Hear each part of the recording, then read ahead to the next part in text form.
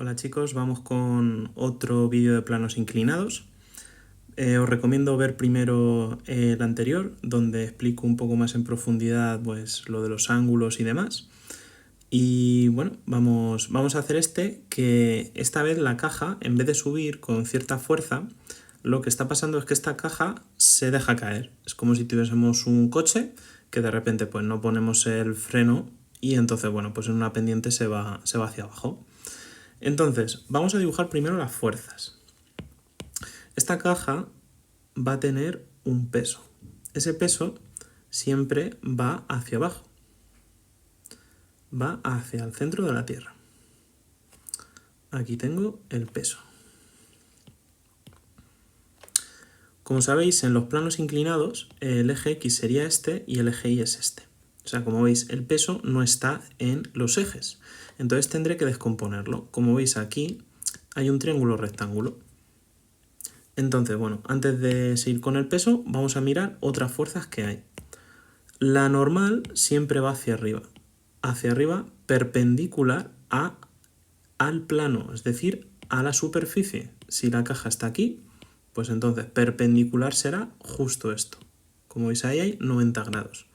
De hecho, normal significa perpendicular en física. Ya tengo la normal perpendicular a la superficie y ahora, bueno, pues tenemos que fijarnos que nos dan el coeficiente de rozamiento de la caja. Esta caja va a ir hacia abajo. Si la caja va a ir hacia abajo porque yo tengo un peso, entonces, si queréis, bueno, lo podemos también descomponer ya. Aquí voy a tener P sub X y aquí voy a tener P sub Y. Esto de aquí es P sub Y. Y el ángulo que está aquí en la pendiente es este ángulo de aquí, esto, que lo tengo un poco más explicado en el otro vídeo. Entonces, si queréis, os ponéis el otro vídeo donde explico un poco lo del ángulo. Este ángulo es este, 30 grados.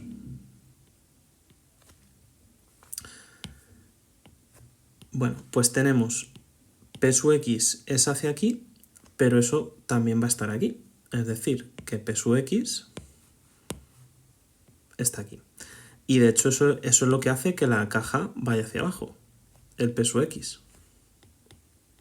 Eso es lo que ocurre en una rampa. P sub X aquí, P sub Y.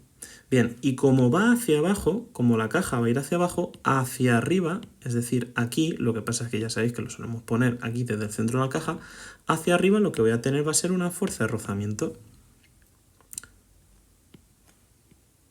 La fuerza de rozamiento siempre es contraria al movimiento.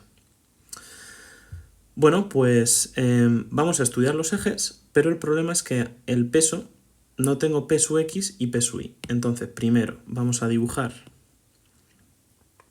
el triángulo rectángulo, donde aquí tengo el peso, luego P sub X lo tengo aquí,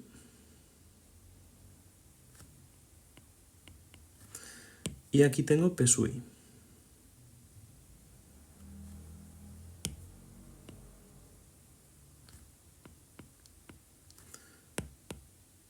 El ángulo de 30 grados es este. Y bueno, este de aquí no lo podemos poner, ese es 90, ¿verdad?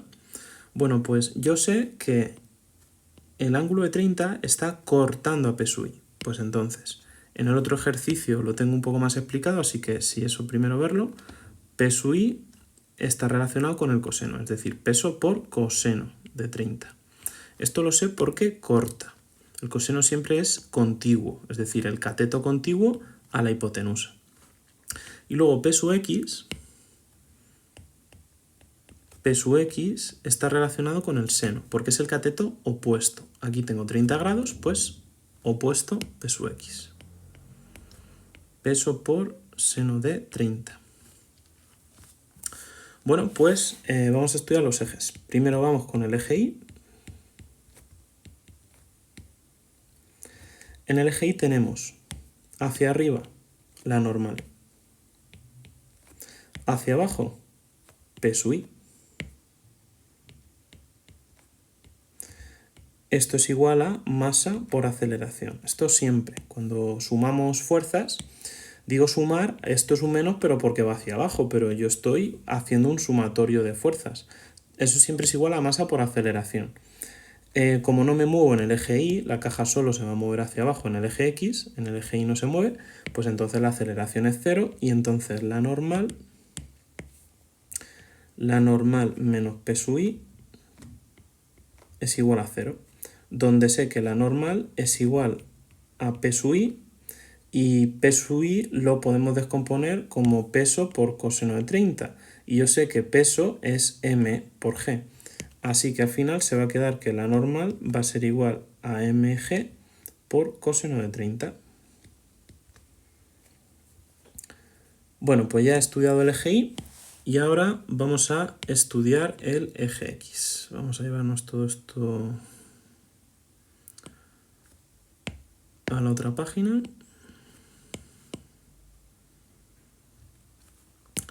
Y ahora me voy al eje X. Siempre hago el eje Y primero porque ahora vais a ver que cuando llegue al eje X pasa una cosa, que es que no tengo la fuerza de rozamiento, esto tenéis que recordarlo, siempre en nu por la normal. Y claro, la normal la hemos tenido que hallar antes. Por eso hago primero el eje Y.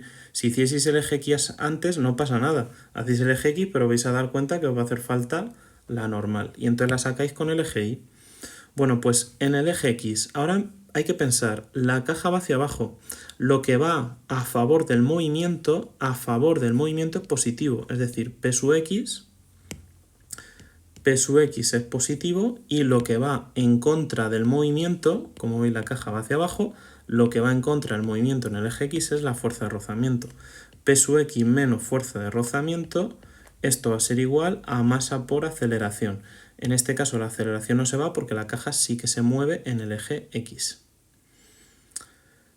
Vale, pues bueno, vamos sustituyendo. Sabemos que nos hace falta la aceleración. P sub X es mg seno de 30 menos la fuerza de rozamiento que es nu por la normal. Pero la normal ya la hemos hallado. La normal es mg coseno de 30. Entonces en vez de poner la normal ponemos mg coseno de 30. Y esto va a ser igual a masa por aceleración. Bueno, y ahora fijaos en una cosa. Si habéis visto el vídeo anterior, esto no lo podía hacer porque había una fuerza extra. Pero aquí puedo quitar cosas. Como veis, tengo masa y tengo masa. Es decir, las masas se van. Las masas las puedo quitar porque están en los tres términos. Entonces, como veis, ya se me ha quedado despejado la A. La aceleración va a ser igual. La aceleración quitando la masa va a ser gravedad por seno de 30 menos nu por g coseno de 30. Y bueno, pues a ver, también podéis sacar factor común si os apetece. Entonces la aceleración será gravedad por seno de 30 menos nu por coseno de 30. Esto, bueno, es porque queda ya chulo y parecéis pros. Si saquéis el factor común, pues vuestro profesor se va a quedar alucinando. Entonces la aceleración va a ser 9,8, que es la gravedad de la Tierra, por el seno de 30, por nu, que es el coeficiente de rozamiento, que nos lo daban en el enunciado, el coeficiente de rozamiento es 0,2, menos 0,2 por coseno de 30. Y bueno, pues ya estaría. Ahora metemos en la calculadora estos datos y sacamos la aceleración de la caja. 9,8 por seno de 30 menos 0,2 por coseno de 30. La aceleración de la caja es 3,2 metro partido de segundo cuadrado. Esta es la aceleración con la que cae hacia abajo la caja. Muy bien. Y ahora nos dicen, si inicialmente se encontraba a 8 metros de altura, ¿con qué velocidad llega al suelo? Bueno, pues este apartado aquí es un poco más complicado. A ver, tampoco tanto, pero hay que pensar un poquito.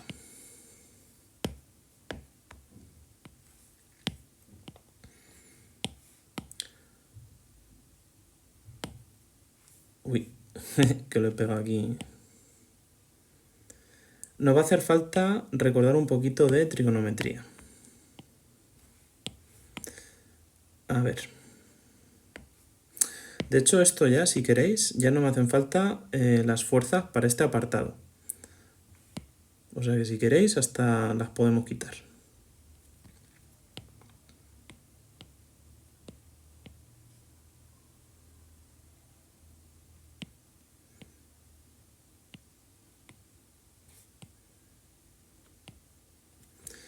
A ver, vamos a leerlo bien.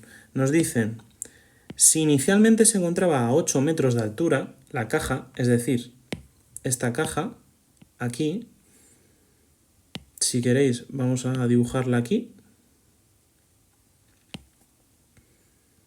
para ver mejor el ejercicio. Tenemos ahí la caja y nos dice que está esa caja a 8 metros de altura.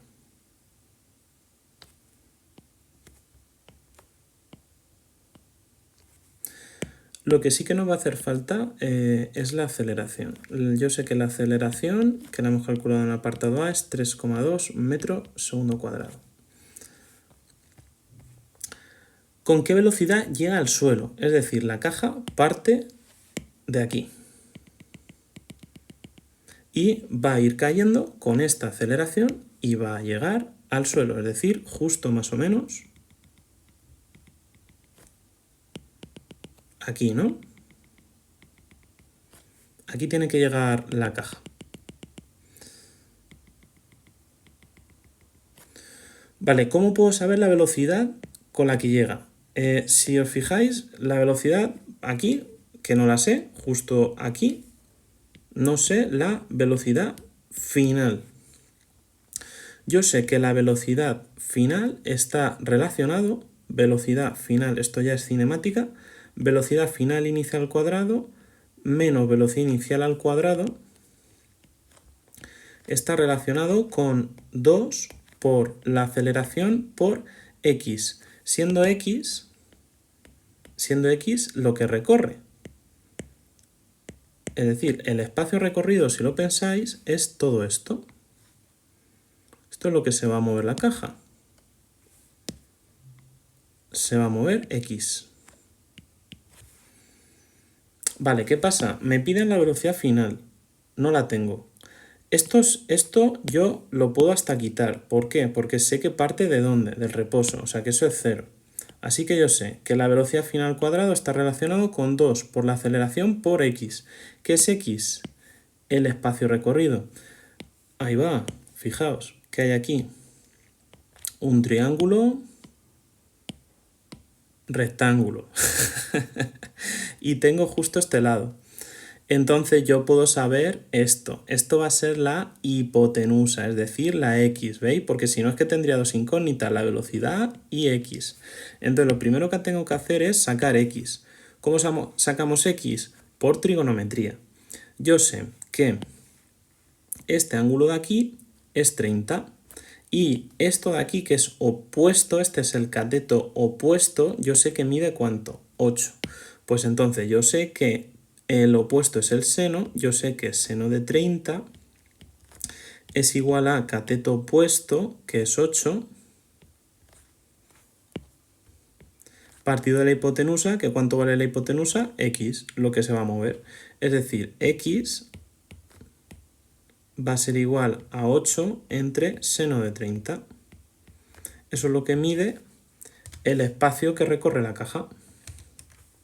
Esto no lo esperabais, ¿eh? Bueno, pues sí, yo puedo saber cuánto se va a mover si yo sé la altura y tengo aquí el ángulo, pues básicamente sé lo que se va a mover la caja, que van a ser ¿cuánto? 16 metros. Es decir, ya tengo ya tengo el dato de x. O sea, yo sé que x vale 16 metros. Y la aceleración también la tengo, así que lo único que tengo que hacer es despejar la velocidad final. Como está al cuadrado, lo que tengo que hacer es la raíz cuadrada. La velocidad final será la raíz cuadrada de 2 por la aceleración por el espacio recorrido. Es decir, 2 por 3,2 por 16. Y sé la velocidad con la que llega la caja al suelo. Bueno, pues esto será 2 por 3,2 por 16. La caja llega, como veis, bueno, pues redondeando más o menos, ahí son unas décimas, 10,12 metro partido segundo. Que bueno, la verdad es que tantos decimales tampoco hace falta, o sea que lo podéis dejar hasta como 10,1 metro partido segundo. Esa es la velocidad con la que la caja llega al suelo.